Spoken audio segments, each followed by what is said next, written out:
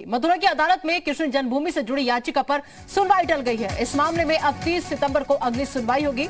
याचिका में हिंदू पक्ष ने 13.37 एकड़ जमीन पर मालिकाना हक की मांग की है। सिविल कोर्ट में दाखिल की गई याचिका में जमीन को लेकर 1968 के समझौते को गलत बताया गया है।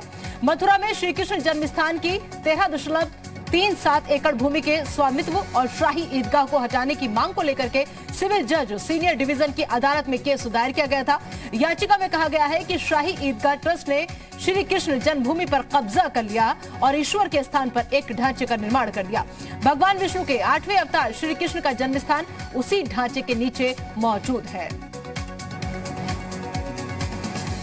इस खबर पर ज्यादा बातचीत के लिए आइए रुक करते हमारे संवाददाता कन्हैया लाल शर्मा का।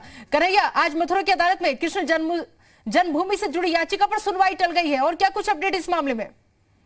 जी बिल्कुल, बता दें काफी अहम सुनवाई थी, क्योंकि जिस तरीके से अयोध्या मामले में सुनवाई हुई और फैसला आया, उसी के बाद अब मथुरा में श्री कृष्ण वाली याचिका में अब सुनवाई के लिए लोगों की नजर बनी हुई थी। सुबह से ही लोग उम्मीद लगाए बैठे थे कि क्या होगा, और जब आज सुनवाई की डेट आगे बढ़ गई है 30 सितंबर, उसमें सुनवाई दी गई है, तो अब फिर 30 सितंबर को अभी उम्मीद है कि 30 सितंबर को सुनवाई होगी, न्यायालय कोई फैसला या कोई न्यायालय, क्योंकि जब उसमें क्या हो 30 तारीख को जब न्यायालय लोगों को बुलाएगा, जो उसमें याचिका करता है उनसे भी बात होगा, और फिर जो उसमें जो ईदगाह है उनके लिए भी नोटिस दिया जाएगा। दोनों पक्षों से बात होगी, दोनों पक्षों से उनके सबूत और उनके जो कागजी कार्रवाई है वो मांगी जाएगी। साथ ही साथ सबको नोटिस दिया जाएगा, जो इस मुकदमे में वादी और प्रतिवादी पक्ष है सबसे नोटिस दिया जाएगा और उनको बुलाया जाएगा। तो क्या आज दोनों पक्ष की तरफ से कोई मौजूद नहीं था? क्या वजह रही आज सुनवाई टलने की?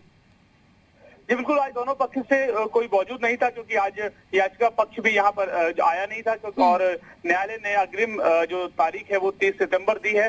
30 सितंबर को जो याचिका करता है वो यहाँ पर आएंगे और अपनी बात रखेंगे, जिसके बाद जो प्रतिवादी पक्ष है, जो जैसे शाही ईदगाह उनको उसमें पार्टी बनाया गया है, तो उनको नोटिस जारी होगा। नोटिस के बाद में कागजी कार्रवाई शुरू होगी और दोनों पक्षों से उनका पक्ष जाना जाएगा। और जी चलिए कन्हैया लाल शर्मा, इस तमाम जानकारी के लिए आपका शुक्रिया।